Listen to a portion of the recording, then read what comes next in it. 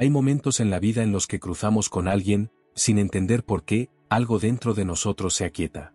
No es una sensación nueva, ni un entusiasmo repentino. Es como si, por un instante fugaz, el tiempo se detuviera, y todo cobrara sentido. El cuerpo no tiembla, pero el alma se inclina. No es un encuentro cualquiera.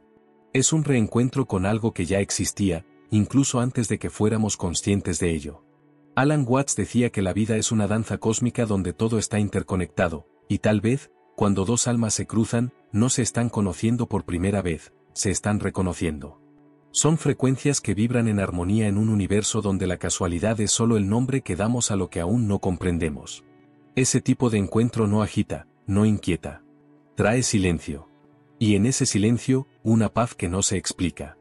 No se trata de afinidades superficiales, como gustos parecidos o historias semejantes. Es algo que va más allá de la biografía. Es un lenguaje sin palabras, una vibración, como si los ojos hablaran directamente con aquello que no sabemos nombrar. Algo en ti se abre, y ese abrir no es miedo, es aceptación. No necesitas correr ni esconderte. Simplemente estás. Esos encuentros no gritan, no prometen. Simplemente son. Y al ser, revelan cuánto intentamos controlar aquello que, en el fondo, siempre ha estado fluyendo hacia lo que somos. No es el otro quien llega, eres tú quien despierta. Y en esa expansión, comprendes que ciertas presencias no invaden, pertenecen, incluso antes de aparecer. Carl Jung llamaría a eso sincronicidad. Pero Alan Watts tal vez diría que somos olas del mismo océano. Cuando dos de esas olas se cruzan, no es una colisión, es comunión. Por eso, cuando las energías verdaderamente se alinean, ninguna fuerza puede separarlas, porque nunca estuvieron realmente separadas. Lo que nos atrae de alguien rara vez es visible. La apariencia puede llamar la atención por unos instantes, pero lo que permanece es la energía. Cuando nos conectamos profundamente con otro ser, no estamos reconociendo su rostro, su voz o sus palabras. Reconocemos algo que vibra en un nivel más sutil, una memoria que no habita en el tiempo, sino en la esencia. Alan Watts nos invita a observar que la separación entre el yo y el otro es una ilusión. Y si eso es cierto, lo que vemos en los ojos del otro es, en realidad, un reflejo de lo que duerme dentro de nosotros. Por eso, ciertas presencias no solo nos tocan, nos recuerdan quiénes somos. Nos señalan las partes que olvidamos, que escondimos o que tememos sentir de nuevo. No buscamos al otro para completarnos, aunque muchas veces nos engañemos con esa idea. Buscamos al otro porque, en su presencia, algo silencioso y profundo dentro de nosotros es llamado de vuelta a la superficie. Como si alguien tocara una nota específica en nuestro interior y de repente, una melodía olvidada volviera a sonar. No es el otro quien nos hace completos. Es lo que despertamos en nosotros ante el otro. Y lo más curioso es que ese reconocimiento casi nunca ocurre de manera lógica. No es una elección racional. Sucede antes de cualquier pensamiento. Una sensación de familiaridad, una calma sin razón, un confort que precede toda intimidad. Es como si el alma dijera, no eres un extraño. Te recuerdo. Por eso ciertas conexiones son tan raras, porque no suceden en la superficie del mundo, sino en las profundidades del ser. Y cuanto más nos alejamos de nosotros mismos, más difícil es reconocerlas. Pero cuando finalmente estamos presentes, enteros, receptivos, esos encuentros vuelven a suceder.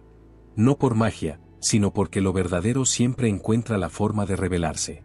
Puedes pasar años caminando entre multitudes, cruzando miradas, escuchando voces, compartiendo espacios, y nada pasa. Hasta que un día, sin aviso, alguien aparece y todo a tu alrededor se silencia. El tiempo se desacelera, el aire cambia y el mundo parece quedar en pausa. No es solo un momento bonito, es sincronicidad. Carl Jung definía la sincronicidad como una coincidencia significativa entre eventos sin relación causal, pero que, aún así, se unen con perfección. Alan Watts, por su parte, decía que la vida no es algo que nos sucede, sino algo que somos. Y cuando entendemos eso, comprendemos que los encuentros verdaderos no son accidentales. Son ecos de nuestro estado interior. La sincronicidad no puede forzarse ni fabricarse. Surge cuando estamos en armonía con lo que somos en el nivel más profundo. Se manifiesta cuando dejamos de correr tras lo que queremos y comenzamos a vibrar lo que somos. El alma no busca, irradia. Y al irradiar su verdad, encuentra a quien vibra en la misma frecuencia. Es entonces cuando comprendemos que las almas no se encuentran primero en el mundo físico, se encuentran en lo invisible.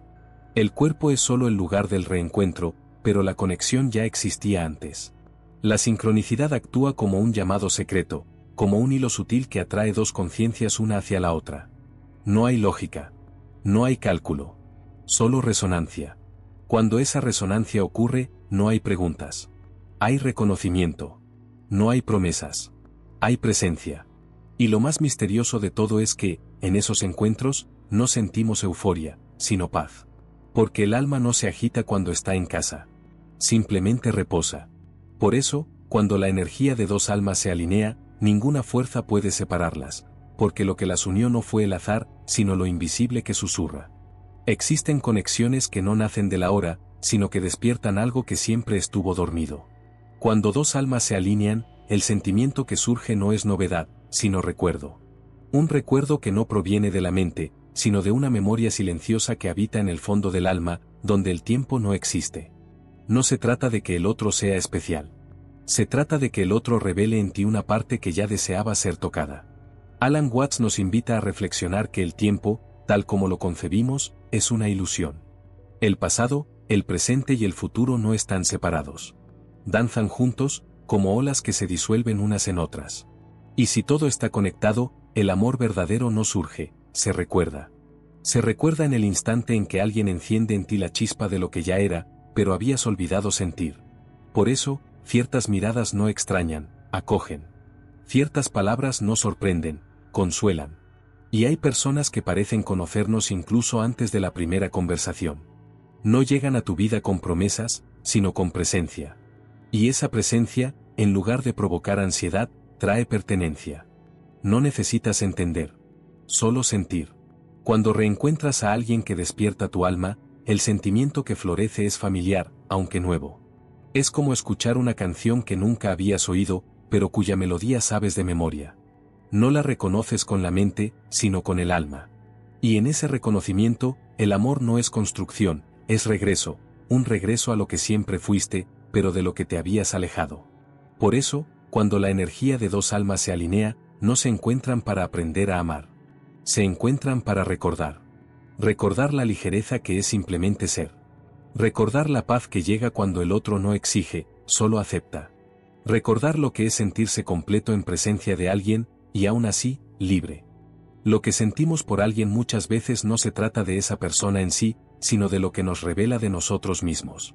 Alan Watts decía que el yo es una ilusión creada por la mente, una idea de separación entre el observador y lo observado. Y es justamente en esa ilusión donde proyectamos nuestros deseos, heridas y esperanzas. Cuando dos almas se cruzan en resonancia, no vemos al otro solo como es, sino como refleja lo que vive en nuestro interior. Esa proyección no es negativa. Al contrario, puede ser una de las formas más poderosas de autoconocimiento. Pero exige lucidez. Porque amar sin conciencia es confundir el espejo con la imagen. Y muchos amores nacen así, de una intensa identificación con lo que el otro parece ofrecer, cuando en realidad solo nos estamos acercando a algo que ya deseaba expresarse dentro de nosotros. Carl Jung describía este fenómeno como relaciones-proyección. En ellas, lo que amamos no es al otro en su totalidad, sino aquello que proyectamos, la seguridad que nos falta, la ligereza que olvidamos, la pasión que escondemos.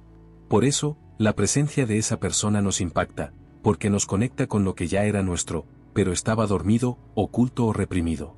Sin embargo, esa dinámica exige atención.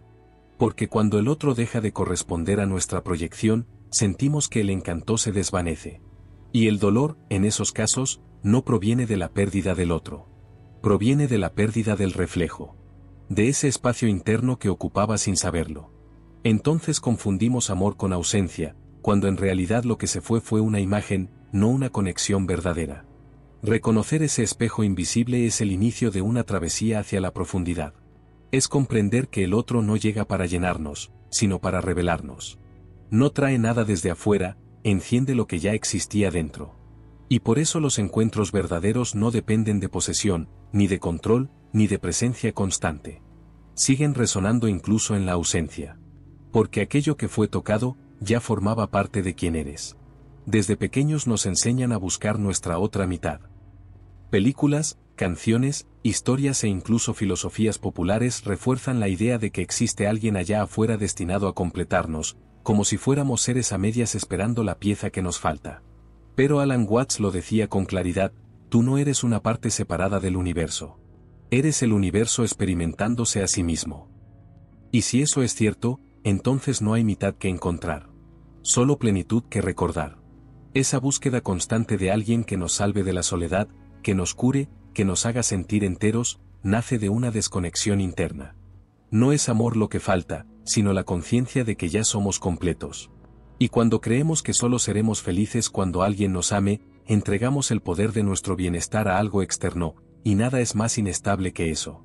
Carl Jung, con su profundidad analítica, señalaba que la verdadera transformación ocurre cuando integramos nuestros opuestos internos, lo masculino y lo femenino, la sombra y la luz, el deseo y el miedo. Ese proceso de integración, llamado individuación, es el camino hacia la totalidad. Y solo quien ya se siente completo puede amar sin depender, sin absorber, sin atar. Las relaciones construidas desde la carencia generan ansiedad, posesión y exigencia. No se trata de caminar junto al otro, sino de aferrarse a él como a un salvavidas.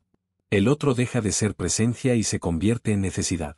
Y cuando eso ocurre, el amor se vuelve una forma de supervivencia, no de expansión. Pero cuando dos almas completas se encuentran, no se devoran, no se confunden, no se pierden. Danzan. Comparten, inspiran, crecen. No hay prisa ni carencia. Hay espacio. Porque ya no se trata de buscar a alguien que llene el vacío, sino de permitir que el encuentro desborde lo que ya es abundante dentro de cada uno. No toda conexión profunda es amor. Y no toda pasión intensa es señal de destino. A veces, lo que sentimos como un amor avasallador es, en realidad, un espejo claro de las heridas que aún no hemos tenido el valor de sanar. Alan Watts advertía que cuando buscamos al otro para huir de nosotros mismos, creamos lazos no por afinidad genuina, sino por carencia disfrazada de afecto. Y eso puede ser peligroso, porque confundimos intensidad con verdad. Carl Jung fue aún más directo: proyectamos en los demás aquello que no reconocemos en nosotros. Y por eso, muchas veces nos enamoramos de quienes más nos desequilibran, porque reflejan partes nuestras que aún están en caos. No es un amor que acoge, sino un espejo que confronta.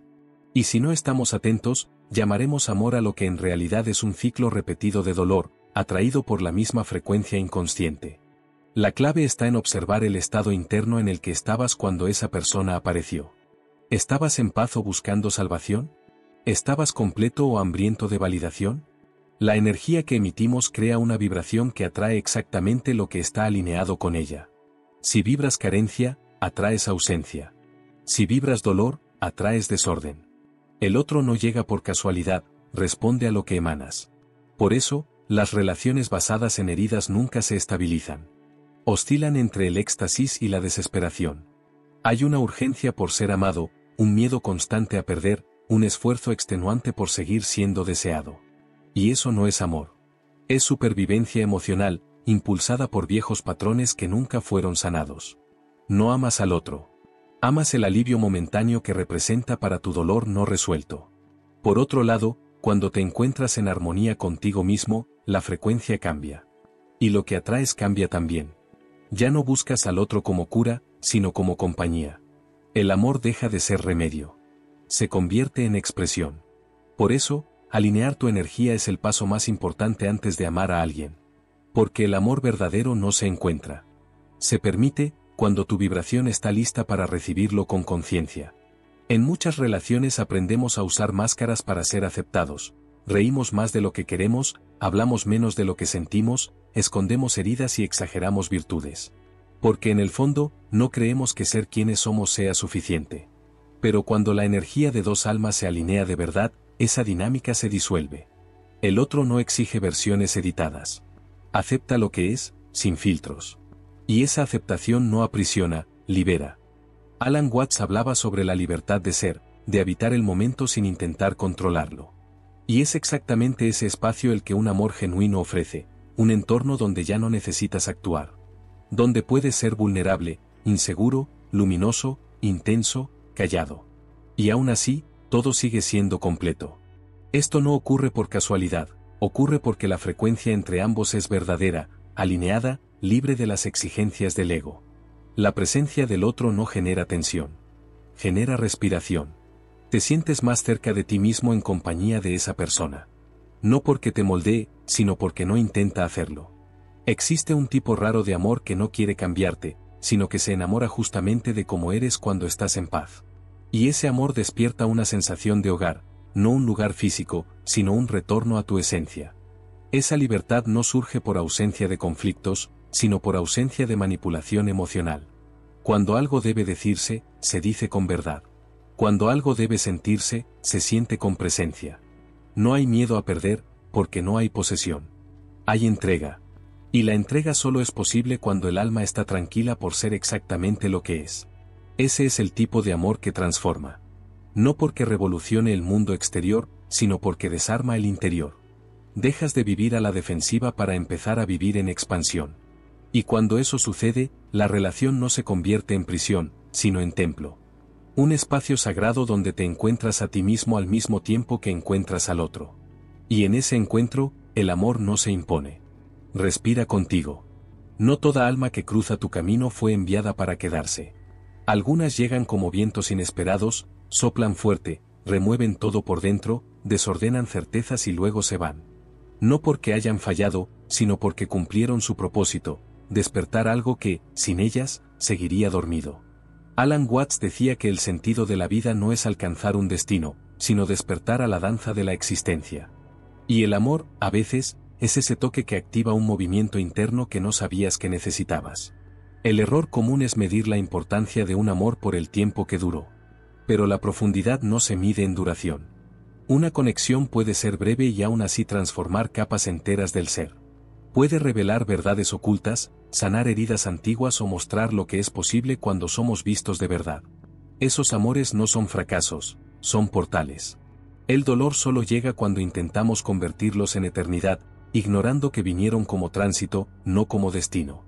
Carl Jung hablaba del arquetipo del mensajero, figuras que entran en nuestras vidas para entregarnos algo esencial, aunque su presencia sea temporal. Son relaciones que llevan un propósito simbólico. No llegan para completar, sino para encender. Y cuando la llama cumple su función, la ausencia aparece, no como castigo, sino como invitación al crecimiento. Hace falta discernimiento para entender cuando insistimos por miedo a estar solos y cuando dejamos ir por sabiduría. No toda continuidad es amor. A veces, el verdadero amor está en saber cerrar con gratitud, no con apego. Porque lo que esas almas despiertan en nosotros permanece, incluso después de su partida. Lo que queda es el eco de la transformación, y eso es más eterno que cualquier presencia física. Por eso, cuando un alma entra en tu vida y te toca con intensidad, no preguntes si vino para quedarse. Pregunta qué vino a mostrarte. Y si al final se va, agradece.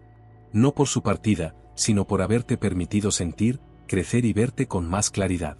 Algunos amores no son para durar, son para despertar a quien viniste a ser. Cuando alguien se va, la tendencia inmediata es mirar el vacío que deja, como si la ausencia fuera la única herencia de ese vínculo. Pero el final de una conexión no es ausencia pura, es otro tipo de encuentro. Alan Watts nos recuerda que toda separación es, en realidad, un cambio de forma. Nada se pierde, solo se transforma. Y eso también aplica al amor. Cuando dos almas se alinean por un tiempo y luego siguen caminos distintos, lo que queda no es solo nostalgia.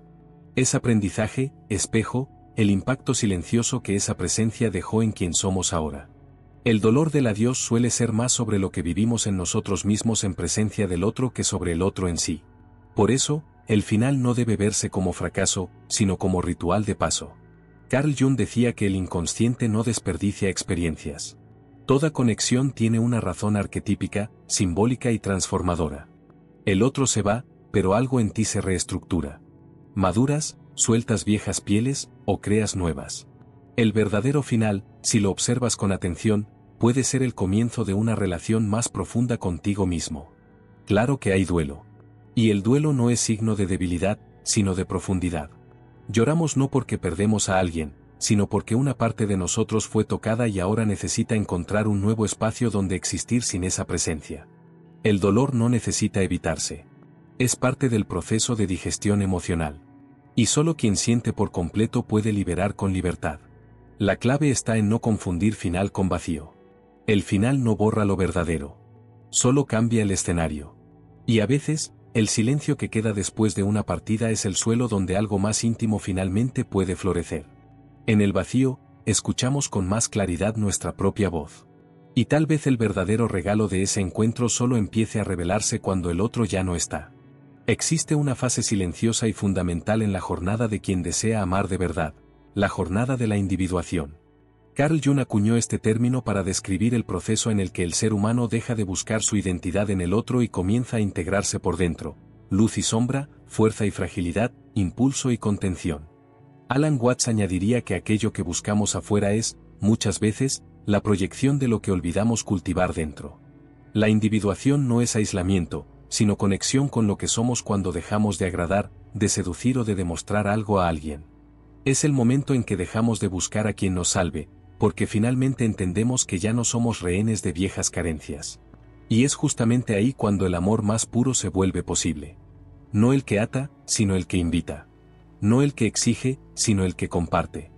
En ese estado, no hay necesidad de controlar. El otro deja de ser instrumento de validación y pasa a ser compañero de camino. Un encuentro entre dos plenitudes que saben que caminar juntos no es fusión, sino danza. Ya no hay miedo a la ausencia, ni ansiedad en la presencia. Hay libertad. Y la libertad solo florece donde hay totalidad. Las relaciones que nacen de la individuación tienen otra base. Son tranquilas, incluso en los desafíos. Profundas, incluso en los silencios. Porque no se forman para llenar huecos, sino para expandir horizontes. Y este tipo de amor no puede vivirse mientras uno siga esperando ser salvado. Es necesario atravesar el propio desierto antes de extender la mano con verdad. El amor más bello no es el que promete quedarse para siempre. Es el que, aun pudiendo irse, elige quedarse. Y esa elección solo es real cuando ambos son libres para partir, pero aún así permanecen. Porque saben que ya son completos, y por eso, pueden amar sin atarse. La eternidad no está en el tiempo. Está en la intensidad de lo verdadero. Alan Watts decía que las cosas más profundas de la vida no pueden poseerse, solo vivirse. Y quizá el amor más puro no sea el que dura para siempre, sino aquel que nos transforma tan íntimamente que sigue vivo dentro de nosotros, incluso después de terminar. Porque el amor, cuando es real, no desaparece. Cambia de forma y permanece en silencio, guiando decisiones, resignificando recuerdos, moldeando el ser. Esta es una de las verdades más difíciles de aceptar, que un amor puede haber sido pleno, verdadero, sincero, y aún así, no sobrevivir al tiempo, a los cambios, a la vida. Pero eso no lo hace menos sagrado. La mente humana suele medir el valor por la permanencia. Pero el alma mide por la presencia. Y cuando alguien te ha tocado profundamente, eso ya fue eterno en lo que realmente importa. Carl Jung hablaba de la importancia de integrar las experiencias como parte del proceso evolutivo del alma. Nada se pierde si se vive con presencia. Aunque la persona se vaya, el amor vivido con verdad se integra en nuestro ser. Se transforma en madurez, en sabiduría, en una memoria que calma y no que hiere. Ese amor no exige retorno ni reinicio. Simplemente es. Las relaciones que se vuelven eternas no necesitan escenario ni testigos.